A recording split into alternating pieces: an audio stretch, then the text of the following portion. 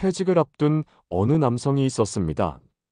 수십 년간 모아온 돈을 바라보며 안도하려 했지만 계산기를 두드려 보니 앞으로 살아갈 세월에는 턱없이 부족했습니다.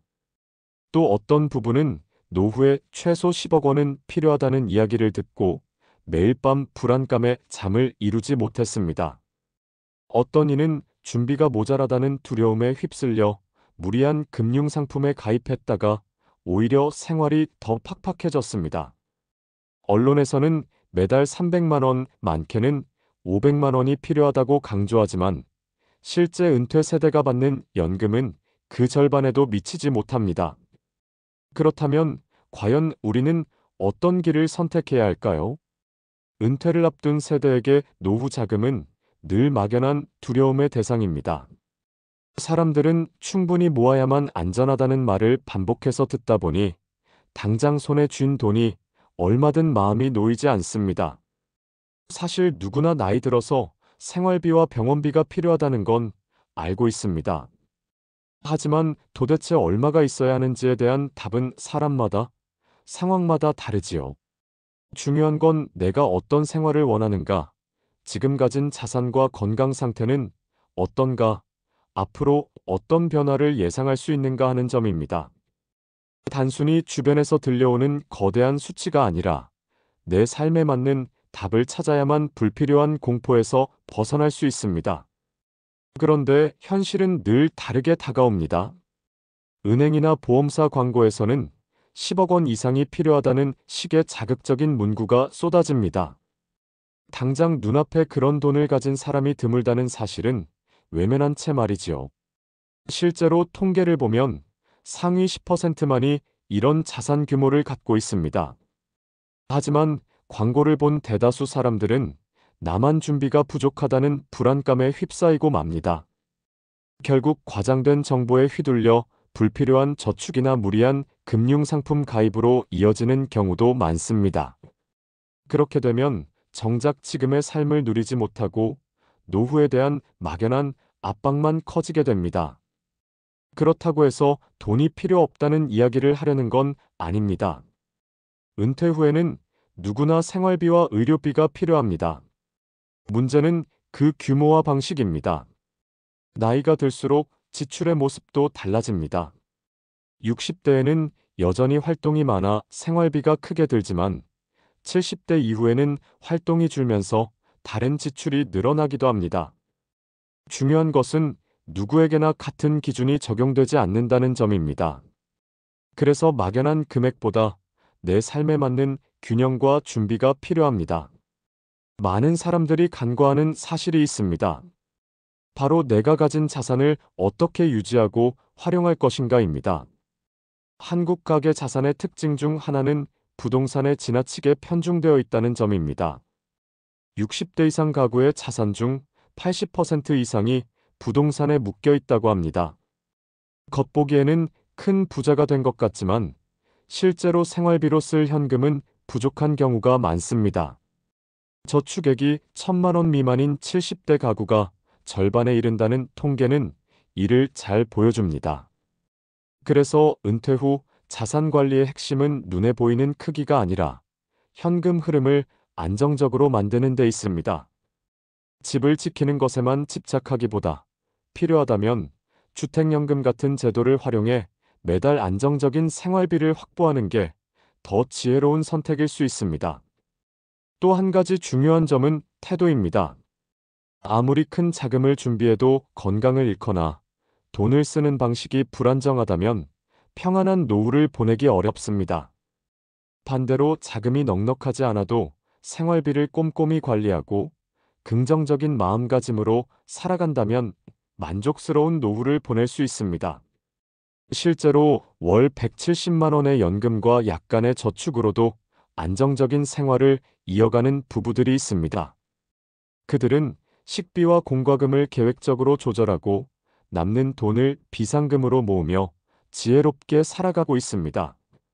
이런 사례는 우리에게 중요한 메시지를 전합니다. 돈이 많고 적음이 아니라 어떻게 쓰고 관리하느냐가 노후의 삶을 결정한다는 사실 말입니다. 여기에 더해 삶의 질을 지키는 방법은 꼭 돈이 아니어도 됩니다. 배우자와 함께 산책을 나가거나 가까운 복지관에서 무료 강좌를 듣고 동네 도서관에서 책을 빌려 읽는 것만으로도 노후의 하루가 충분히 풍요로워질 수 있습니다. 없으면 없는 대로 있으면 감사하며라는 마음가짐은 어떤 자산보다도 든든한 기반이 됩니다. 결국 노후 자금에 대한 고민은 단순히 숫자의 문제가 아니라 태도와 생활 방식, 그리고 내가 어떤 삶을 원하는가에 대한 물음으로 이어집니다. 그렇다면 우리는 다시 처음의 질문으로 돌아와야 합니다. 은퇴 후 노후 자금, 도대체 얼마가 필요할까요? 10억 원이라는 막연한 목표를 향해 달려야 할까요? 아니면 각자에게 맞는 계획을 세우는 것이 더 현명할까요? 과연 돈이 부족하면 불행한 노후를 보낼 수밖에 없는 걸까요? 아니면 생각을 바꾸면 다른 길이 보일까요? 오늘 영상에서는 이 문제를 차근차근 풀어가 보겠습니다. 앞으로의 이야기가 궁금하시다면 구독과 좋아요, 알림 설정 잊지 말고 눌러주시길 바랍니다. 이 영상이 여러분의 노후 계획에 조금이나마 새로운 시각과 위안을 드릴 수 있기를 바랍니다. 노후에 필요한 자금 규모는 정해진 답이 없으며 각자의 상황에 맞춰 계획하는 것이 핵심입니다. 많은 사람들이 막연하게 월 300만 원 이상은 있어야 한다는 말을 믿고 불안해하지만 실제 은퇴 세대의 평균 연금 수령액은 150만 원 남짓에 불과합니다. 그렇다고 해서 모두가 가난하게 살아간다는 의미는 아닙니다. 생활비는 나이에 따라, 건강 상태에 따라, 생활 방식에 따라 크게 달라지기 때문입니다. 60대 초반에는 여행이나 취미 활동 등으로 지출이 많을 수 있지만 70대 이후부터는 자연스럽게 활동량이 줄어 생활비 부담이 감소하는 경우가 많습니다. 반대로 의료비와 돌발 지출은 조금씩 늘어날 수 있지요. 결국 노후 자금은 얼마가 있어야 한다는 획일적인 공식이 아니라 내 상황을 제대로 파악하고 조율하는 과정입니다. 예를 들어 어떤 부부는 큰 자산이 없어도 월 180만 원의 연금과 소규모 저축만으로 안정적인 생활을 이어가고 있습니다. 이들은 생활비 지출을 꼼꼼하게 관리하고 불필요한 소비를 줄이는 대신 작은 여유를 즐기며 살아갑니다. 또 다른 은퇴자는 건강을 위해 매일 가벼운 운동을 하고 가까운 복지관 프로그램을 활용하면서 지출을 크게 줄였습니다. 이렇게 각자의 형편에 맞게 생활 방식을 조정하면 반드시 거대한 자금이 없어도 평온한 노후를 보낼 수 있습니다. 따라서 해결책은 거대한 목표를 쫓아 불안해하는 것이 아니라 내 생활 패턴과 자산 구조에 맞는 계획을 세우는 것입니다. 나는 한 달에 얼마를 쓰고 어디에 우선순위를 둘 것인가라는 질문을 스스로에게 던져보는 것이 가장 현실적인 출발점입니다. 이렇게 나에게 맞는 기준을 세우고 관리하는 태도가 곧 노후의 안전망이 됩니다. 많은 사람들이 은퇴 후를 준비하면서 금융사나 보험사 광고를 접하게 됩니다. 거기서는 앞으로 30년 노후를 살려면 최소 10억 원 이상이 필요하다는 말을 흔히 하죠. 하지만 현실을 보면 그렇게 큰 자산을 가진 사람은 상위 일부에 불과합니다. 대다수 사람들에게는 그저 막연한 숫자일 뿐이고 오히려 불안감만 키우는 경우가 많습니다. 이런 이야기를 들으면 괜히 마음이 조급해집니다. 나는 준비가 너무 부족한 건 아닐까 하는 불안 때문에 무리해서 저축을 늘리거나 잘 알지도 못하는 금융상품에 가입하기도 하지요. 하지만 실제 은퇴자들의 삶을 보면 꼭 큰 자산이 있어야만 행복한 노후를 보내는 건 아니라는 걸 알 수 있습니다. 중요한 건 내가 가진 연금과 자산을 어떻게 활용하느냐, 그리고 생활비를 얼마나 알뜰하게 관리하느냐입니다. 실제로 어떤 부부는 월 150만 원의 국민연금과 약간의 저축으로 생활하고 있습니다. 처음엔 이 돈으로 과연 살 수 있을까 하는 걱정이 컸지만 생활 방식을 조금 바꾸자 생각보다 안정적으로 살 수 있었습니다. 우선 매달 들어가는 지출을 항목별로 나눠서 관리했습니다. 식비는 일정 금액 이상을 넘지 않도록 미리 계획을 세웠고, 외식은 특별한 날에만 하기로 했습니다. 대신 집에서 직접 밥을 지어 먹으며 건강도 챙기고 지출도 줄였지요. 공과금도 꼼꼼히 점검해 불필요한 사용을 줄였고, 휴대전화 요금제나 각종 구독 서비스도 재검토했습니다. 이렇게 생활비 구조를 재정비하니 매달 조금씩 여유 자금이 생기기 시작했습니다. 또 다른 사례로 집 한 채만 있는 은퇴 부부가 있었습니다. 생활비가 빠듯했지만 자녀에게 집을 물려주겠다는 생각을 내려놓고 주택연금에 가입했습니다. 처음에는 낯설고 두려운 선택이었지만 매달 일정한 금액이 꼬박꼬박 들어오니 생활이 훨씬 안정됐습니다. 매달 들어오는 돈으로 기본적인 생활비를 충당하고 의료비나 갑작스러운 지출에도 대응할 수 있었습니다. 덕분에 혹시 돈이 떨어지면 어떡하나 하는 불안에서 벗어나 오히려 여유롭게 생활할 수 있었습니다. 이처럼 거대한 목돈이 없어도 생활 방식을 조금 바꾸고 자산을 현금 흐름으로 전환하는 방법을 찾으면 충분히 안정적인 노후를 보낼 수 있습니다. 핵심은 얼마를 모았느냐가 아니라 지금 있는 자원을 어떻게 쓰고 유지할 것이냐입니다. 결국 안정적인 노후의 기반은 거창한 숫자가 아니라 꾸준히 들어오는 소득과 계획적인 지출 관리에서 만들어집니다. 노후 생활을 안정적으로 유지하는 방법은 거창한 게 아닙니다. 바로 생활비 구조를 다시 짜는 일입니다. 은퇴 후에는 생활 패턴이 크게 달라지기 때문에 예전과 똑같은 방식으로 지출을 관리하면 금세 빠듯해지지요. 예를 들어 직장에 다닐 때는 교통비, 외식비, 회식비 같은 지출이 자연스럽게 많았지만 은퇴 후에는 이런 비용이 크게 줄어듭니다. 대신 병원 진료비, 건강식품비, 난방비 같은 필수 지출의 비중이 커집니다. 그러니 노후에 돈 쓰는 구조는 반드시 다시 설계해야 합니다. 매달 고정 지출을 필수, 선택, 사치 이렇게 세 가지로 나누고 필수에는 식비공과 금의료비를 넣고 선택에는 교통비여가비를 넣었으며 사치는 꼭 없어도 되는 외식이나 충동구매를 묵습니다.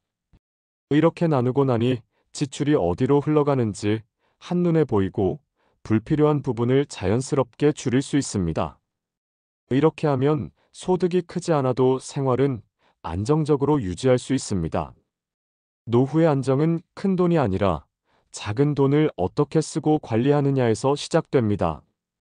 불필요한 지출을 정리하고 필수적인 지출을 지켜내는 것, 그리고 작은 절약을 습관으로 만드는 것이야말로 가장 현실적이고 실천 가능한 노후 대비 방법입니다. 많은 분들이 집 한 채 있으니 노후는 걱정 없다라고 생각하시지만 현실은 다릅니다.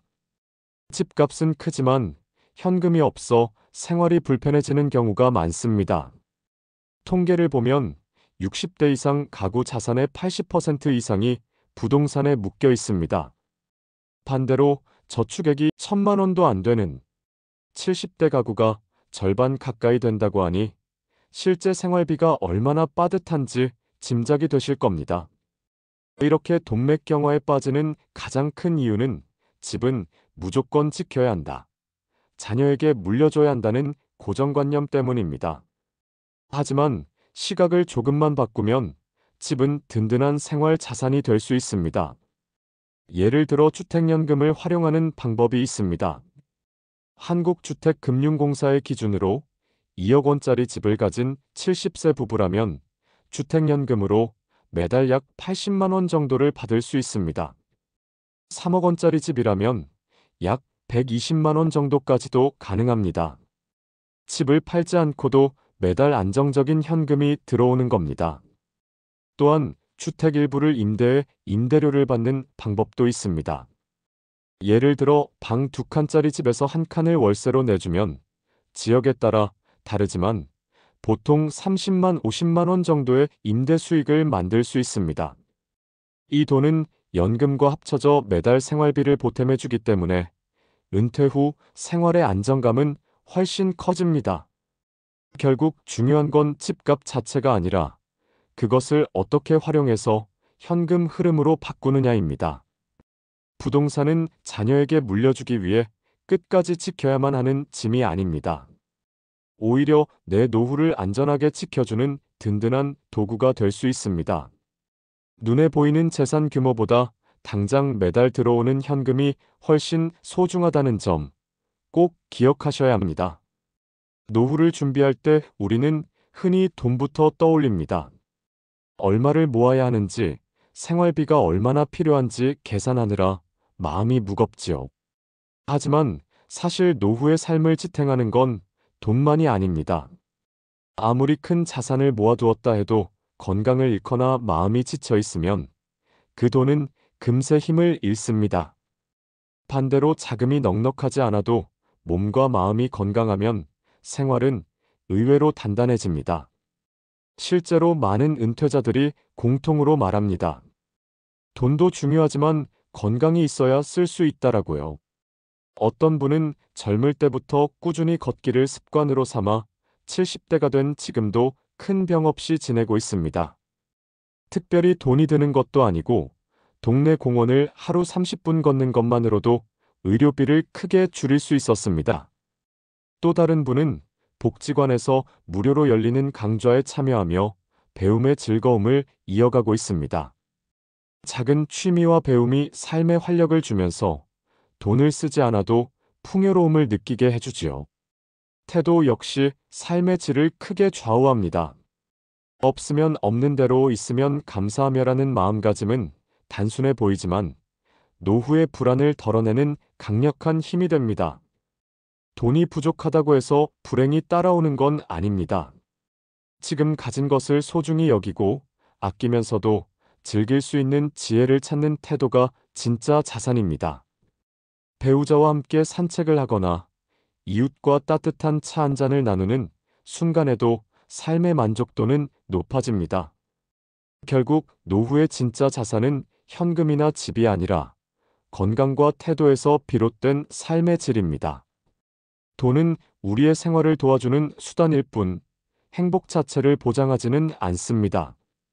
하루하루를 어떻게 보내느냐, 어떤 마음으로 살아가느냐가 노후의 안정과 행복을 결정합니다. 그래서 노후 준비에서 가장 먼저 챙겨야 할 것은 통장이 아니라 바로 나 자신이라는 점을 잊지 말아야 합니다. 결국 은퇴 후 노후 자금은 정해진 답이 있는 문제가 아닙니다. 누구는 10억 원이 필요하다고 말하고 또 누구는 매달 300만 원 이상은 있어야 한다고 합니다. 하지만 실제로 노후를 살아가는 모습은 훨씬 다양합니다.